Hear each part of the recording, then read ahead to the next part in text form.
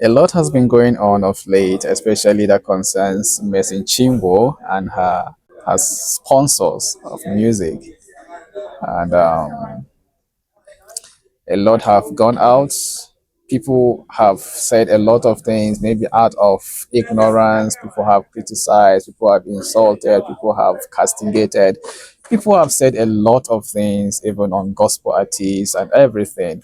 But I saw this video where Frank Edoho was featured in TVC, where he explained vividly what he was able to find out, the truth, let me use that word, concerning this riff that has been going on between Mercy Chinwo and her label. Okay, so I just feel, sometimes when the truth is not being shared, fallacies, falsehoods spread so wildly. Okay, so I also feel that when you know the truth of something, please do not be silent. Come out and speak out about it. Maybe you can save someone. You can redeem the name and the dignity of someone. Okay, that might be at stake because of the falsehood that is spreading so widely. All right, so I just want you to listen to what Edoho said concerning the reef that is going on. Probably you may have a better perspective and also a better understanding of the true state of things between Mercy Chinwo and her label record. All right, so well, enjoy. Have the pleasure of watching this. Okay, stay blessed. I'm friends with Mercy Chinwo and her husband, and when this debacle started, they were saying, there was one rift between her and her label, and she wanted her royalties paid, but the label guy was, saying that she breached her contract somehow. There was a flurry of accusations between both parties and everything. So I didn't meddle into it. I just was watching from afar because it was none of my business. But one day, I was at a show and she performed, and I said, "Hey, what's going on with you?" and everything. And she started talking, and she's very emotional. So she started crying and all that. I said, "Okay, you know what? I'll have to, talk to your husband, because the other party, her label, there were certain things they were saying on the internet. They were saying certain claims were made, abuse of power and all that. So when I got into it, and the husband sat me down, we found out that royalties were paid, but like you said, these distribution companies, there are like 4 of them. There's YouTube. Firstly, none of her songs are on her YouTube channel. They are on the label's channel, YouTube channel, and she hasn't seen the back end of it to know how much revenue was given. Okay. That's it. Now, these 3 other companies, Africori, Skiza, and Symphonic. Now, Africori, I think Mercy's husband now showed her proceeds to an artist. I said, between so and so from one distribution company, this is what she made. The artist said, "No lie." Based on her numbers, lie. Wow. So they did some findings. They now asked those distribution companies, give us figures. Okay. Only one could, and that was Africori. And Africori gave for the period of from 2020 to 2023, I think. And the amount of money was like 800 and something thousand dollars. But she was given only dollars. Wow. No, she has high numbers. I think she's the always third. Dollars, yeah. She's the third most streamed gospel artist. Female artist, not gospel. Female artist, period. Wow. You understand? So, only 90 grand was given her. Wow. No, not so, because from that 800,000 you have to pay the distribution company. Yeah. Then the thing that is remaining probably 600. So you're supposed to give her. So the documents, I saw all the documents. So now when they mediated, used people like pastors from churches, they did a mediation, and they said, okay, you know what, let's get an audit company, let's audit and see and everything. But the label wasn't forthcoming. The audit company, I saw the document, the audit company said, based on the fact that the label is not forthcoming with the documents that we need, we're recusing ourselves from this. Okay. And the audit company left. And that's why they went ahead and got the EFCC to, wade into the matter. Yeah. And the FCC said, you have to show us. And they showed and said, hey, based on this, you received this based on your account, you received this this is how much you're owing her, pay her.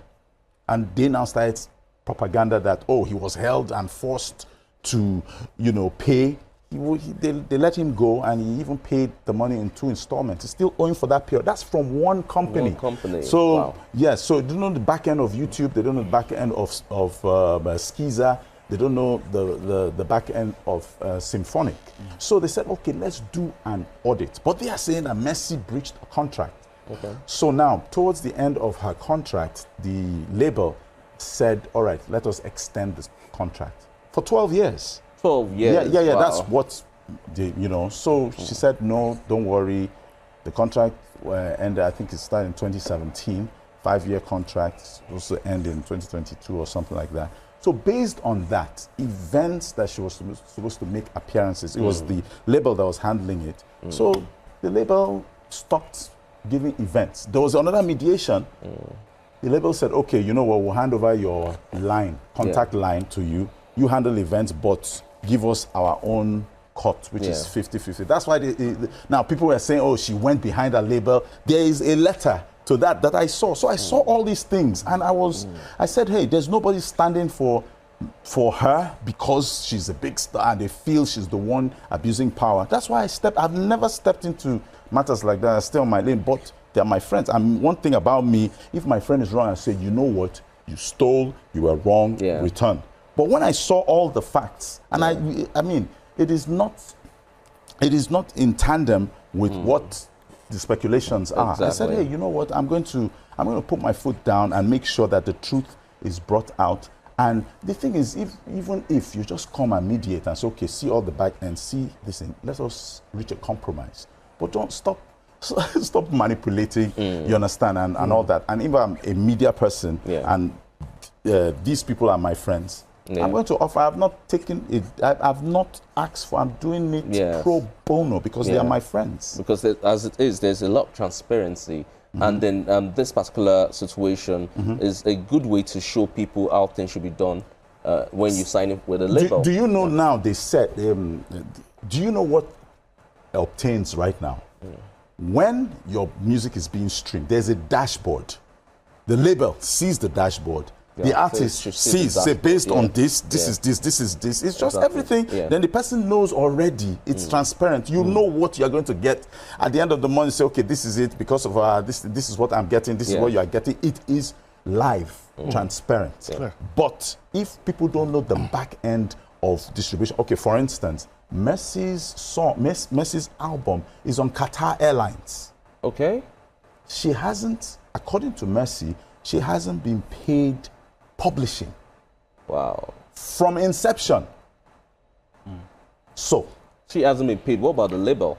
The label hasn't paid her. She said that's what she's saying. The label has been paid, but she hasn't received anything from it. She has not received based on publishing. Okay.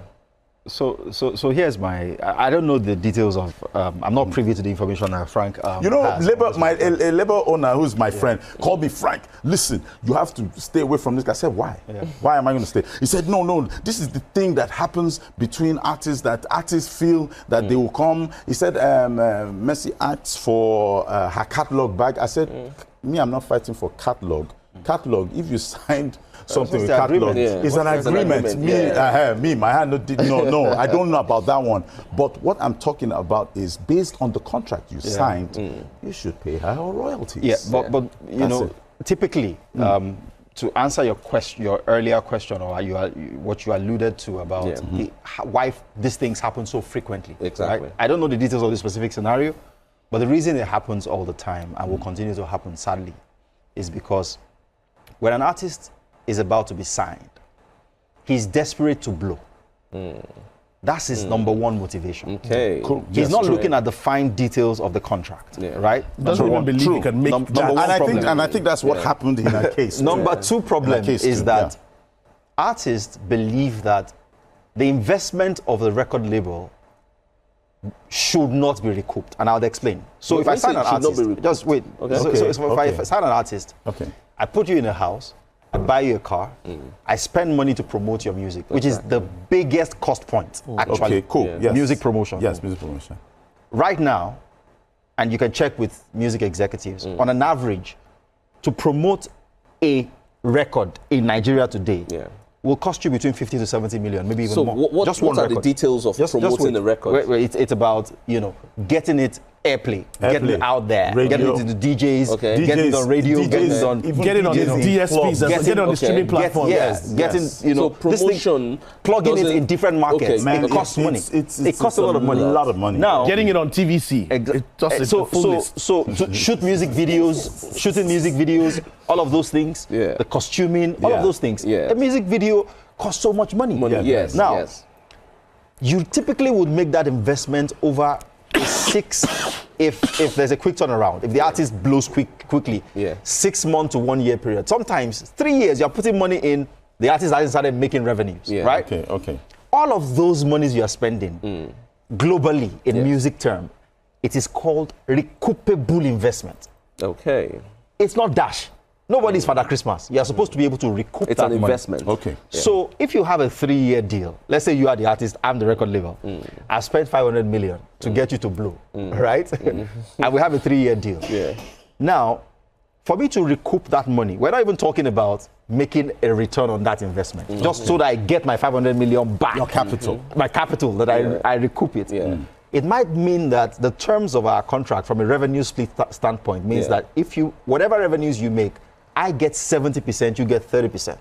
Because if I don't get that big chunk, I will make my 500 million back. Yeah. Do you get what I mean? Yeah. Now, a lot of times, when these artists are signing, the 70-30 was there, but 70% of nothing is zero. So it doesn't impact them yet. They've just But the day he gets paid 3 million and you want to collect 70% of it, that's the day Wahala will start. All right. So thank you for watching to this point. So I believe you've been able to have a better understanding of the true state of things concerning Chinwo. I know a lot of social media stories have gone out concerning this, but whatever your thoughts are about this issue, kindly feel free to share in the comment section. All right. And one thing I want to say before I put a close to this, we must be very careful not to share stories that we are not fully aware of, or that we have no details about, or we have no truth, that we do not know the truth state of things. We should not be the carriers of falsehood, the carriers of stories that do not have the complete details, the true picture of things. All right. So be blessed even as we make this resolution to be on the side of the right. Amen.